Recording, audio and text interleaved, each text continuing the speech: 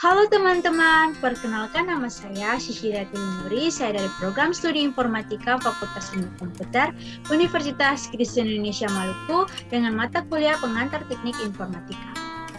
Di sini saya akan menjelaskan materi tentang perangkat lunak atau software. Poin-poin yang terdapat dalam materi ini, yang pertama pengertian software, yang kedua fungsi software, yang ketiga pembagian software berdasarkan jenisnya, yang keempat jenis software berdasarkan distribusinya, dan yang kelima contoh dari software. Masuk saja pada penjelasan yang pertama mengenai pengertian dari software. Software atau perangkat lunak ini adalah data yang diprogram, disimpan, dan diformat secara digital dengan fungsi tertentu. Perangkat ini sendiri tidak memiliki bentuk fisik. Anda bisa mengoperasikannya lewat program komputer. Untuk pembuatannya sendiri, perangkat ini memerlukan bahasa pemrograman yang ditulis oleh seorang program atau orang yang ahli akan bidang tersebut. Selanjutnya, perangkat tersebut dikomplikasikan memakai aplikasi kompiler agar dapat menjadi kode yang bisa dikenali oleh mesin, hardware, atau perangkat keras. Yang dimaksud hardware atau perangkat keras di sini adalah personal computer. Masuk pada penjelasan berikutnya mengenai fungsi software atau perangkat lunak. Ada beberapa fungsi seperti yang kita tahu, yaitu software berfungsi sebagai dasar kebutuhan komputer agar dapat dioperasikan dengan baik. Yang kedua, software memiliki fungsi dalam mengatur hardware atau perangkat keras yang ada pada komputer. Dengan begitu, komputer yang digunakan dapat bekerja dengan baik sesuai pekerjaan apa yang dibutuhkan. Yang ketiga, software juga dapat digunakan sebagai penghubung antara beberapa software yang lain dengan hardware komputer. Yang keempat, software juga dapat berfungsi sebagai penerjemah perintah pada software lain yang ada dalam bahasa mesin. Dengan begitu, hardware pada komputer pun bisa mengerti dan menerimanya dengan baik. Fungsi yang terakhir, selain itu, perangkat lunak komputer ini dapat Anda gunakan dalam mengidentifikasi sebuah program di dalam komputer. Masuk dalam penjelasan berikutnya mengenai pembagian software berdasarkan jenis. Terbagi menjadi 3 bagian. Yang pertama, sistem operasi.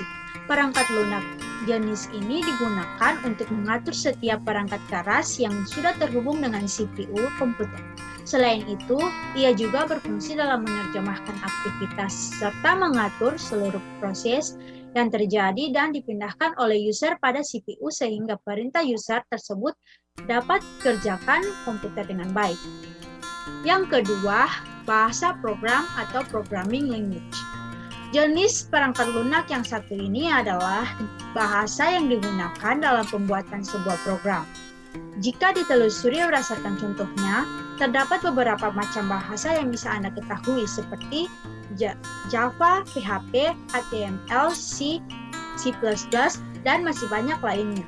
Dalam membuat bahasa pemrograman ini, nantinya masih memerlukan perangkat lunak khusus untuk merancang program sesuai metode dan struktur yang ada pada bahasa pemrograman itu sendiri.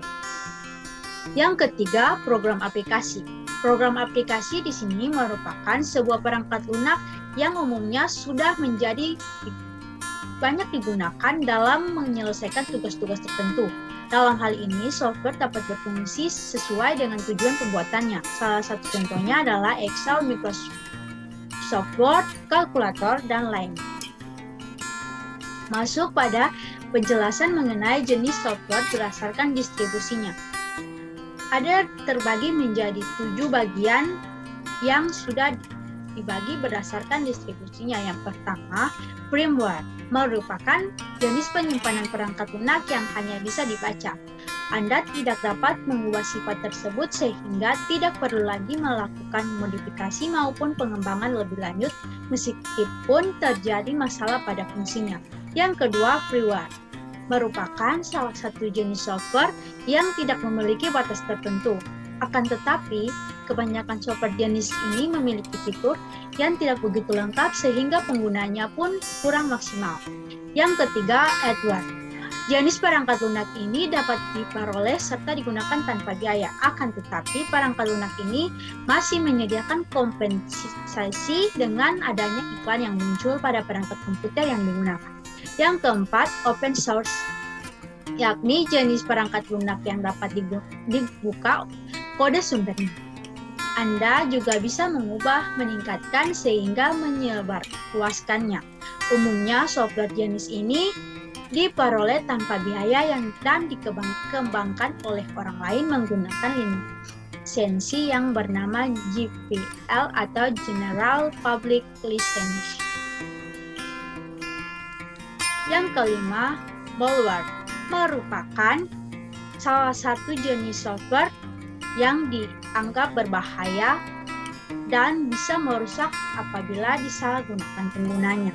Perangkat lunak apapun yang sengaja dirancang untuk menyebabkan kerusakan pada komputer, laden, klien, atau jaringan komputer, berbagai jenis malware ada, termasuk virus komputer. Yang keenam, shareware. Shareware merupakan sebuah perangkat lunak yang dapat digunakan untuk keperluan tertentu. Anda bisa menggunakan secara gratis. Pada umumnya, jenis perangkat lunak yang satu ini digunakan sebagai demonstrasi dengan fitur dan waktu penggunanya yang terbatas. Yang ketujuh, spyware adalah software yang khusus digunakan dalam memata-matai setiap aktivitas pengguna komputer. Teknologi informasi yang mengacu kepada salah satu bentuk program berbahaya yang memasang dirinya sendiri ke dalam sebuah sistem untuk mencuri data pengguna atau merusak sistem pengguna tersebut.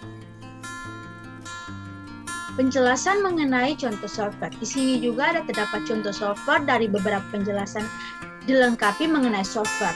Contohnya, yang pertama, Microsoft Office Word. Software yang satu ini bisa Anda gunakan untuk mengetik dan mengedit sebuah dokumen dalam tampilan kertas. Yang kedua, Microsoft Office PowerPoint. Software yang digunakan untuk membuat sebuah presentasi. Anda bisa menggunakan untuk mengedit foto, membuat video, dan masih banyak lagi lainnya. Yang ketiga, Microsoft Excel. Tidak jauh berbeda dengan Microsoft Word, perangkat ini digunakan untuk mengedit serta membuat sebuah dokumen dengan tampilan kolom. Yang keempat, Mozilla Firefox. Sebuah software yang berguna yang dapat Anda digunakan sebagai peramban web lintas platform bebas dengan sumber terbuka. Itulah beberapa contoh software atau perangkat lunak yang bisa kita ketahui. Referensi bisa dilihat yang saya ambil dari sumber ini. Sekian dan terima kasih.